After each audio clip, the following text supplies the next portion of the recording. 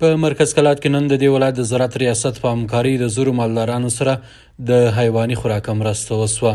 په زابل کې د اکرو یا د افغاني ټولنې روغتیا او د بیارغونې موسسې ولایتي مسؤل وایي چې د مرستې د FAO یا د ملګرو ملتونو د کرنې او خوړو پروګرام په مالي ملاتړ چمتو کړی چې هرې کورنۍ ته 200 کیلوګرام حیواني خوراکه یا کنجوړه او 3 کیلو تخمونه ورکول کیږي.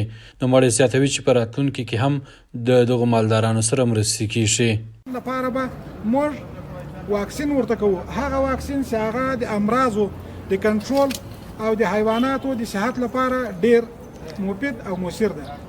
او بل به د جون په میاشت کې موږ دغه کسانو ته دا اوس دلته راغلي دي او تشریف راوړی د زرو کورنیو ته د حیوانات لپاره د شیدو یو کیټ ده، هغه به هم دغه خلکو ته دا اوس کنجاړه وړي دې ته به توزیع کیږي. پر همدې مهال د دې ولایت د زراعت ریاست مسؤلین په مرسته سوو حیواني خوراکي توکو خوښي شي او زیاتوي چې باید نورې مرستې هم له دغو کورنۍ سره وسي. کم کسان مستحق یاست او درکول سوي دي هغه خو دغه شی په خپل کور کې په هغوی شیانو مصرف کړي چې درکول سوي دي، یعنې چې حیوانات ولري او بیا یې ورکړي. او په عموم کې چې موږ سره دا مؤسسات کار کوي موږ ډېر ځینې خوشحاله یو په دې وجه باندې موږ سره شفاف کار کړی ده او دا چې د چم و فریب و غدر و هیڅ موږ تر اوسه پورې نه دي ثابت کړي، ځکه چې د ایهاتي کېږي او توزیع کېږي دغه ټوله ګډ ایهات چې یوازې دوی نه دي کړي، زراعت ریاست هم ورسره یي، ولایت مقام هم ورسره یي، مختلف ادارې په دې کې برخه لري.